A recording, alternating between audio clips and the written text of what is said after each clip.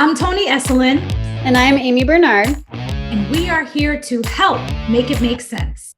This is the podcast that takes complicated science and breaks it down into easy to understand language.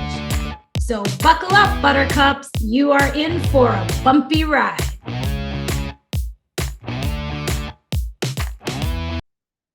Okay, we're live. Yay, we're live. Welcome back, everyone. Now, how are you? How are you doing? Sorry about my throat. I've been talking a little too loud these days. You giving a lot of seminars? Just a lot of passionate conversations over the last few days. So you know me. You know me. You know how I go. So yeah, that's awesome. No, I'm good. It's very cold here in Denver. Mm-hmm. I've been good. My daughter does have COVID though. I know. Oh, so yeah, breaking news is that so I have a son and a daughter, and only one of us has had COVID to date. My son had it last spring, and was in the basement for like a week, very fatigued, like a very bad cold, totally fine now. And my daughter just got it. So oh no. I know. Hers is very sore throat, tired, a little bit of fever, but she teaches Taekwondo to beginner students.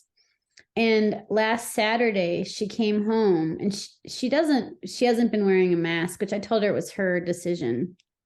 But she came home and she was like, Mom, I was holding the target pad for this little kid to kick, and he had a cold. And I kneeled down to talk to him. And right when I did that, he just coughed right in my face. Oh, no. And I was like, okay, I guess we'll find out. And sure enough, Thursday. Oh, wow. Anyways, so far my husband and I, as far as freshly coughed pocket of air. It's freshly coughed right in the face.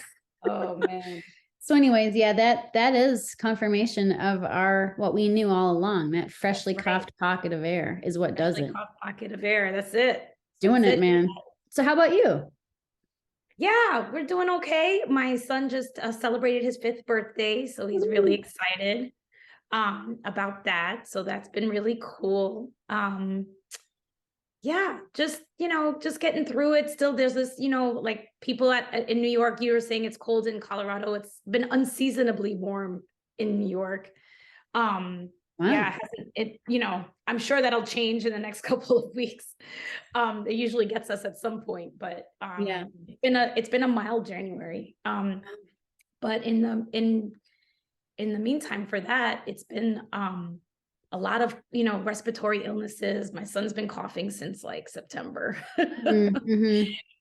I've been having respiratory. That's kind of why my throat is also like it's just an onslaught of a bunch of respiratory viruses just getting off of the sinusitis. You have a 5-year-old. I mean, I remember. Ooh. Yeah. Oof. Yeah, so we just, going through that, and like a lot of like some friends and family are still coming down with COVID, like it's not over. Yeah. It's not over. Yeah, no, I know.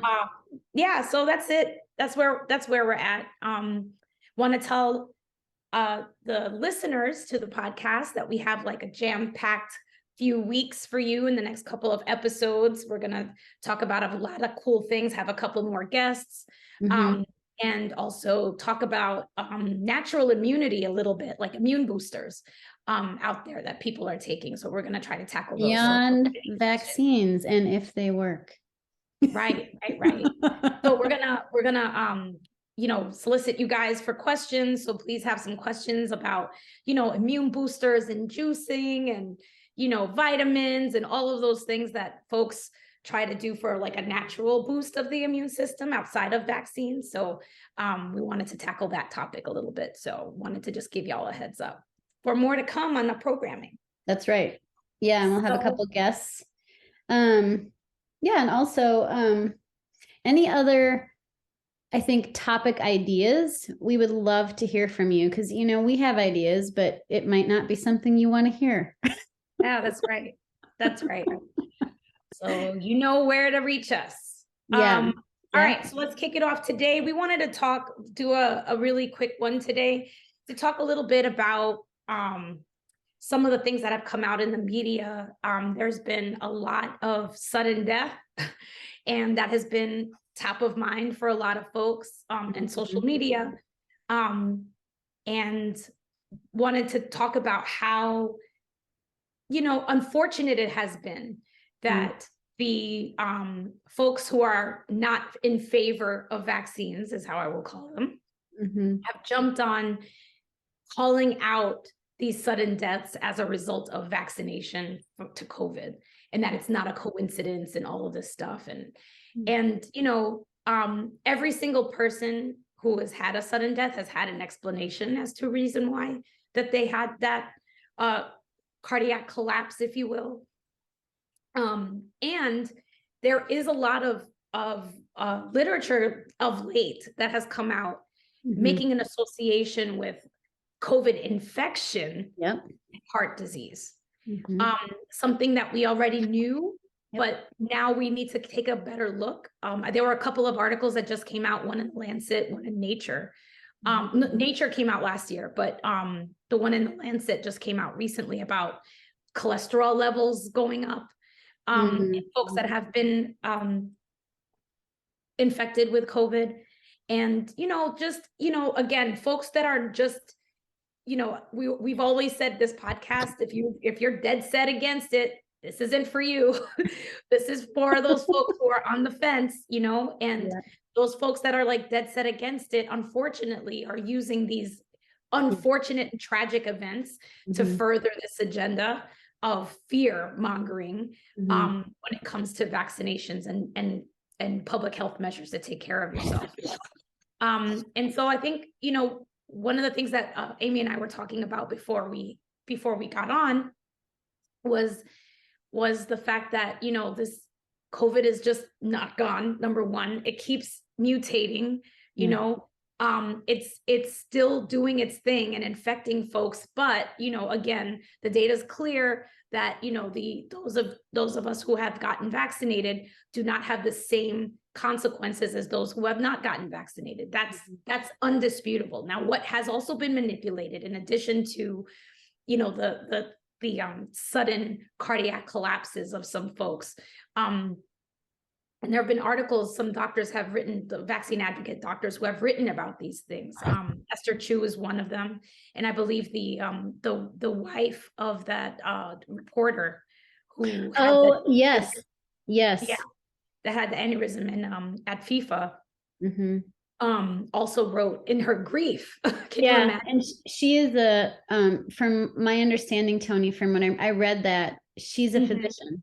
So it's not like she's just writing something because she's, wife of deceased. Like, she's a physician. This is her thing. Like, she wanted to make sure that didn't circulate uncontrolled. And obviously having, a very serious connection to him, she wanted to kind of stop it. You're right. In her grief, like a few days in, she's still grieving the loss, this unexpected loss.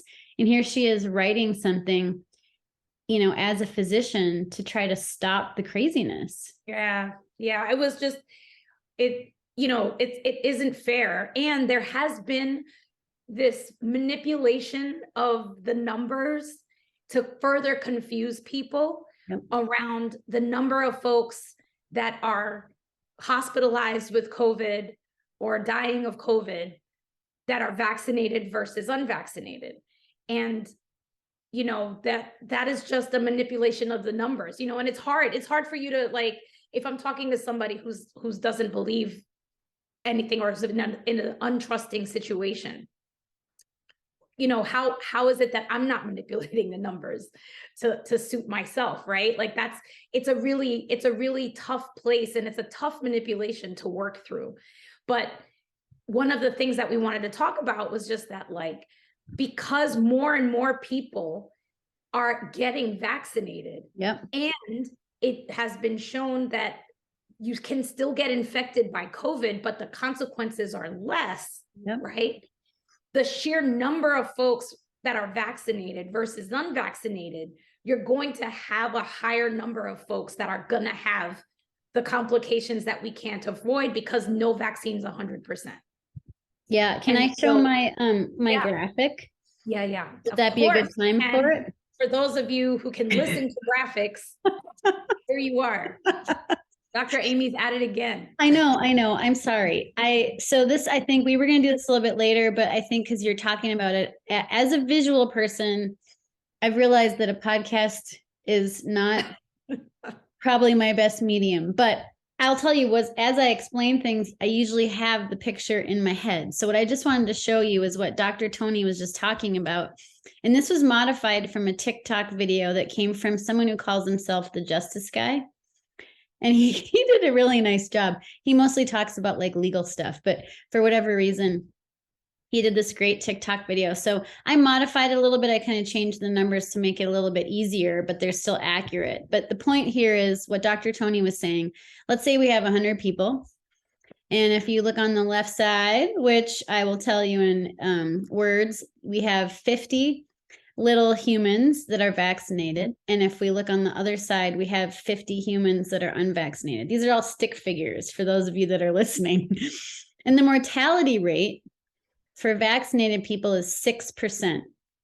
So that means that out of every 100 people, it would be 6, but out of every 50 people, it would be 3 people that would die, potentially. Now, or that's what we're finding in the data. Now, if you think about the unvaccinated individuals, the mortality rate or death in unvaccinated shakes out to be about 30%. So that is 30 for every 100 or 15 for every 50. So we have in 100 vaccinated people, you'll have about 6 people die. And for every 100 unvaccinated, you'll have 30 people die. So that's a big difference. 6 people in 100 versus 30. Now, the reason why people are saying, oh, well, there are more deaths with vaccinated people. That is because so many of us are vaccinated with COVID. Like, yay, we're not 100% vaccinated, but if you have 100 people and let's say 90 of them or 90% are vaccinated, and the amount of potential death that might come out of those 90 people would be 5.4. I realize that 0.4 is not a whole, not a human, but that's the numbers we get. It's just math, right? So 6% of 90 is 5.4. So same mortality rate, right? Now, if you have the unvaccinated and it's 10 people or 10% out of that 100, your mortality rate is still 30%, but it's going to be 3 people out of the 10. So this is why the numbers, people are saying, oh, more vaccinated are dying than vaccinated. If you look at just the numbers, like, yeah, 5.4 is bigger than 3, but that's from 90 people versus 10. So 5.4 people out of 90, and then 3 out of 10. It's still the 6% and 30%. So that's where that comes from. And, we do, if you look out of 100, that would be, 27 people if it was out of 90 for the unvaccinated. So anyways, that's my take on the math of it. So yes, that it's not completely inaccurate to say that more people, but it's because so many more are actually vaccinated. So Dr. Toni, did that help, I guess? Yeah, I think so. And I think that it's important to know that like there's unequivocal data that says that it has been helpful. And anything at this point is going to be what do they, there used to be a term, we talked about it in another podcast, but it's just the way that you look at the data. You kind of slice and dice it the way that you want it to show things. Oh, yeah. That can happen. And it takes folks that have a background in data analysis and understand how to look at graphs to really be like, hey, wait a second, look at that x-axis and look at that y-axis. And that's not really the story, right? Like we can tell when things are being manipulated.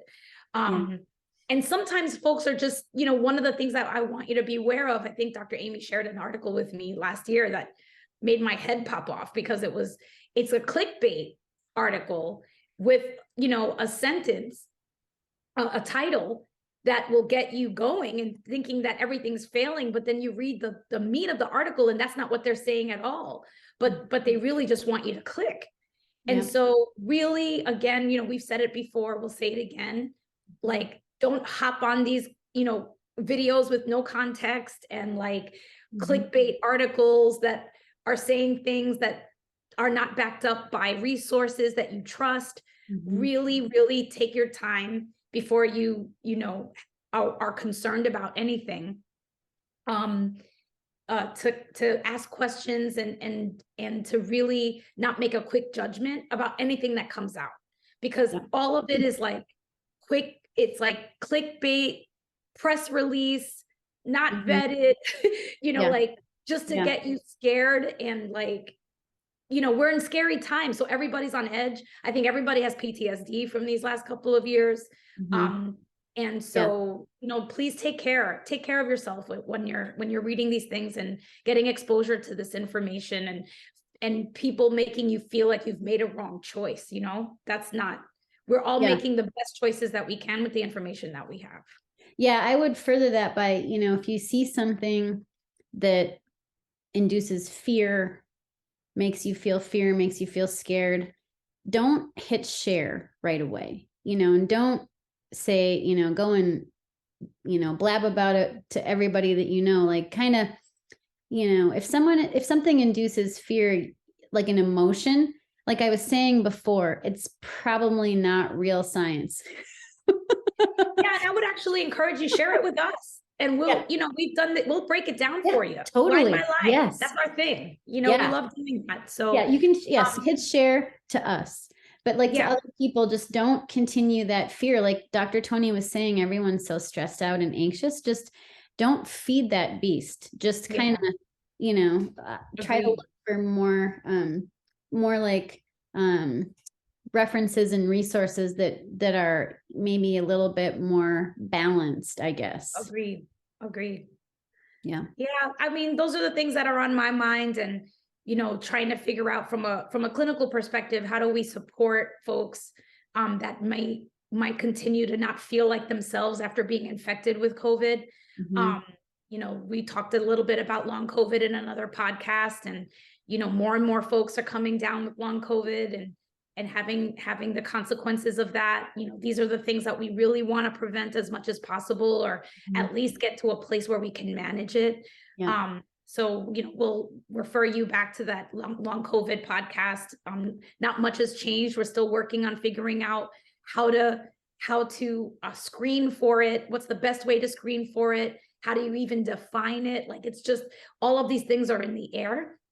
And so the most important thing to do is to find a provider that will listen to you, that you can communicate with, that you feel safe with, that will be able to like help you through. If you don't feel like yourself, you need to speak up about that. And so I'll leave it there. And the thing with long COVID too, that I think that if you're not a physician or a scientist, which might just be frustrating and confusing, is like, why do people not know more? Well, just like the term long, the word long means, long COVID is things that are happening long-term afterwards. I feel like we haven't been, this pandemic does feel like it's been, lasting for like a century, but it has only been a short, a blip in time, really. It's a couple years, which is long, but I think to learn more about long COVID, it's really going to take years to study, and more is going to come out. We're going to be able to hopefully have some way to diagnose it beyond, people just saying that they don't feel right, which I think is totally true. We just will probably have a little bit more like diagnostic criteria and things, but it's long. I mean, we're going to have to just kind of keep watching it, right? And keep gathering data. So I think we mentioned this in our long COVID episode. If you have symptoms, when you go and see your Dr. Toni, you tell your doctor, Toni, that what you've been feeling, and write things down and let them know, because that's the way we're going to get more data and learn more about it, is if people who are feeling long COVID or feeling, effects after infection, is to let us know what they're feeling and for how long, write it down. That's right. Yeah, those are the things that are on my mind. Okay. For the new year. How about you? I was so I'm gonna put a plug in for this newsletter that I am a subscribing member to. I pay. Although you can get it free too, but I want access to like more stuff. It's called Your Local Epidemiologist, or YLE, and it's Caitlin Jetelina. And whatever we say on this podcast, she does not know us. It's not like we're I don't want you to think that she's endorsing anything that we say, but she is a public health expert and science communicator, and I read a lot of what she does. So anytime I see newsletters come out from her pretty frequently, they're pretty rock solid. They refer to a lot of clinical trials, safety data, CDC. She'll go to all the different like vaccine reporting websites and does like a really, really nice job. So one that just kind of came out recently, she was talking about, like Dr. Toni had mentioned, COVID-19 vaccines and sudden death. And, it's very clear that we have more evidence than like for any other vaccine, I think, or disease in history, that COVID-19 vaccines, their benefits greatly outweigh the risks. Like, I think with all the millions of people that have had this either vaccinated in the clinical trials there, or just showing the fact that, if comparing vaccinated to unvaccinated, those that are vaccinated decreases hospitalization, decreases long-term side effects, decreases severity, decreases death. I think that we have a lot of evidence. So, I think that's really important to keep in mind. We are still seeing death, but I think that without these vaccines, gosh, I think it would be just so much worse. So much, I think there would be so much more death, sadly. So that's one thing that I guess I had on my mind. And then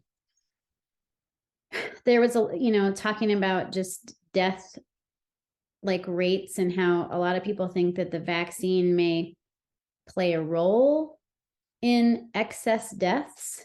There have been some studies that have come out looking at one of them was in England, and it was just looking at all deaths, like just all deaths in general, just like not, picking, let's only look at car accidents and this and that. Like, it was all deaths across the UK, looking at unvaccinated versus vaccinated.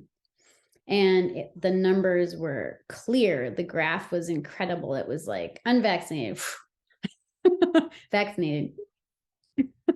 And for those of you that can't see our YouTube video, when I was making the noise of it was really high peak for the unvaccinated, that then did start to stable out once now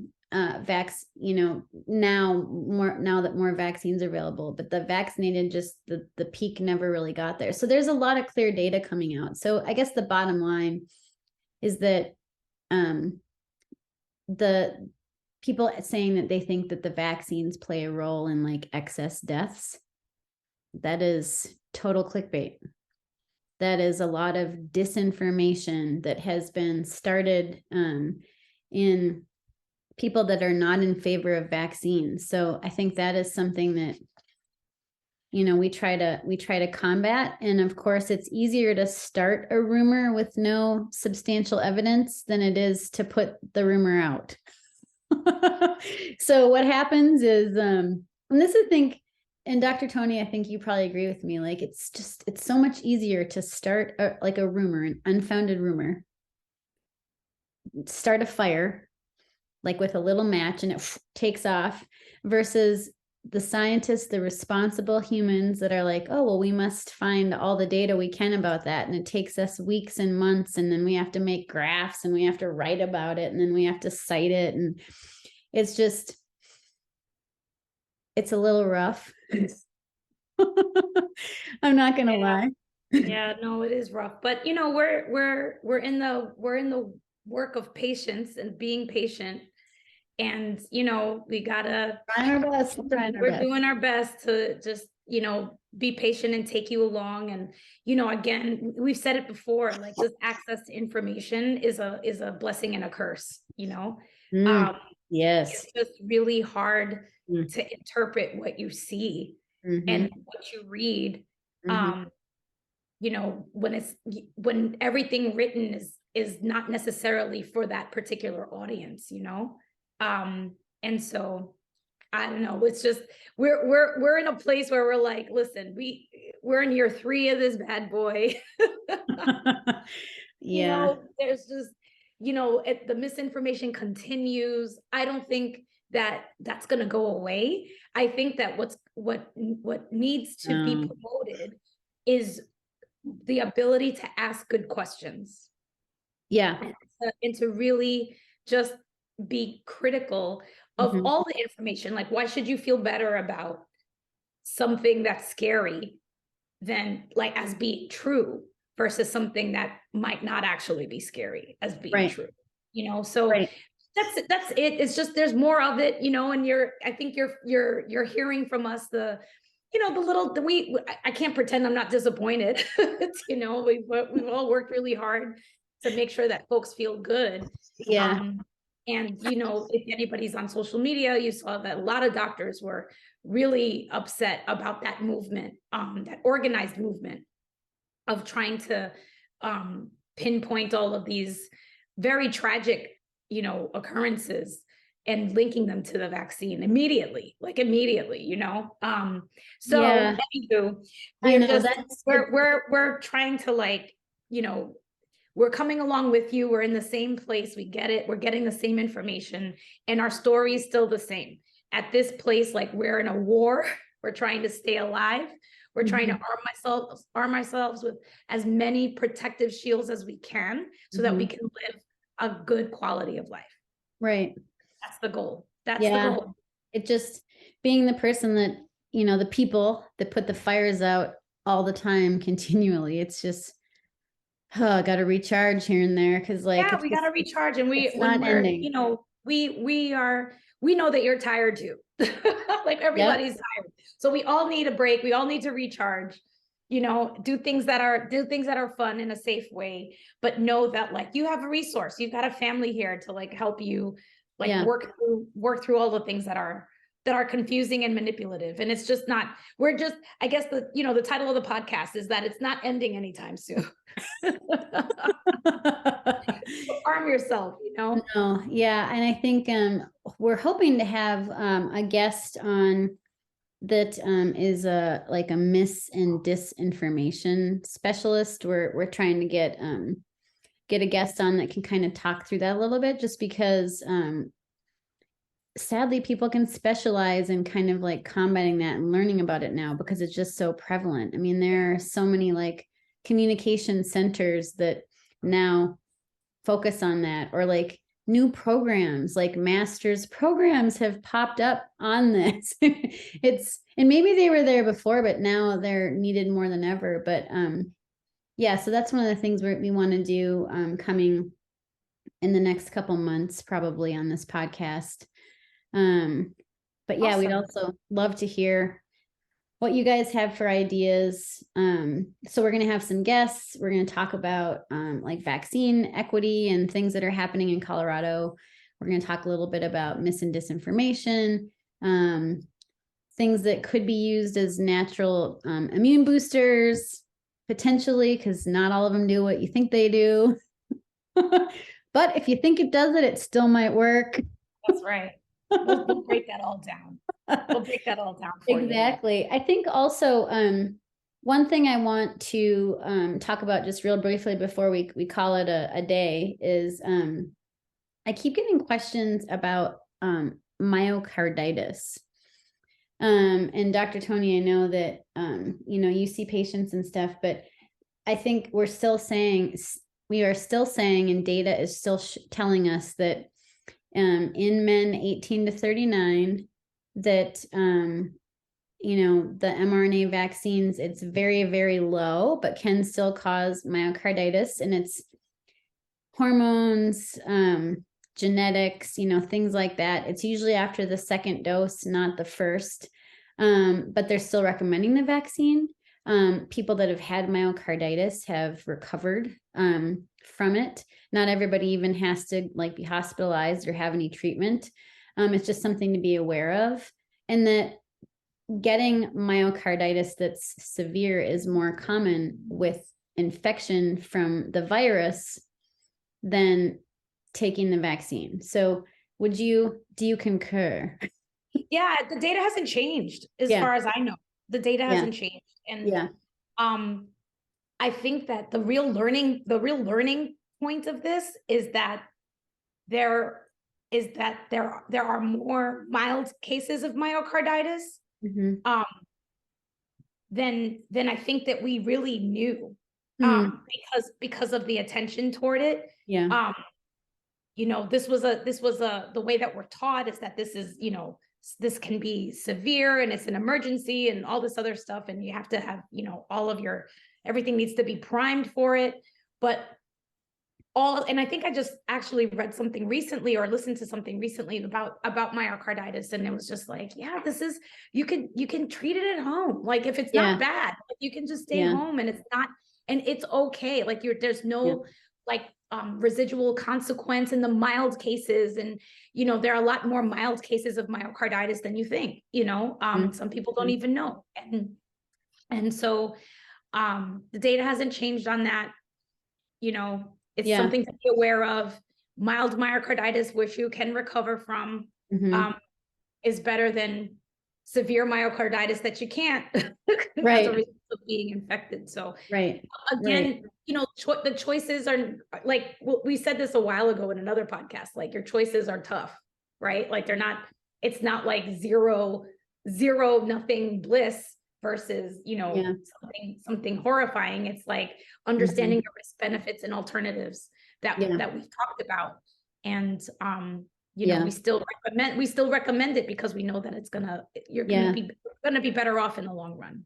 I think that those types of questions have been coming at me with renewed vigor because of the football player and the soccer player. So I think in, the heart related events. So I think that's why I saw those, a while back, and I'm starting to see them resurface in all the questions I get. So I just wanted to put that out there again. Well, I don't know. Do we have anything else, or are we going to call it a day until we have our next podcast with our guest? I think this was a good way to start the year, our new year of podcast content.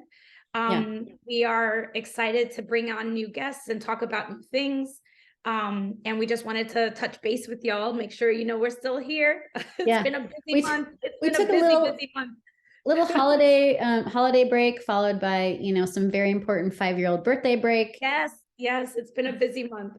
Lots of birthdays, anniversaries, lots of things going on. You had an anniversary? No, I didn't have one, but my husband's parents, my parents-in-law, if you will, celebrated his 50th. Ooh, wow. Yeah. That is awesome. Yeah, and then there was a birthday. His mom had a birthday. My son had a birthday, and a cousin had a birthday. Wow. My husband had a cousin had a birthday in Florida. So it's been. And I believe you were having a birthday come up soon. Yes. Is that February though? It is in February. It is in February. So. And it ends with a 0. We'll probably talk to these guys before. What did you say? And it ends with a 0. Oh, yes, that's right. Milestone birthday. Definitely. We won't talk about that here, though. Yeah, right. It's going to be really tough turning 30. I just have to say. Well, my son told me that he thinks I'm 18. So I'm going with that. Nice. Did you get that? And you should have him record that. I know. Honey, say that again. Mommy wants to keep that on recording forever. I know. Oh my God. Well, I always love talking to you. I always love talking to our listeners out there. Mhm.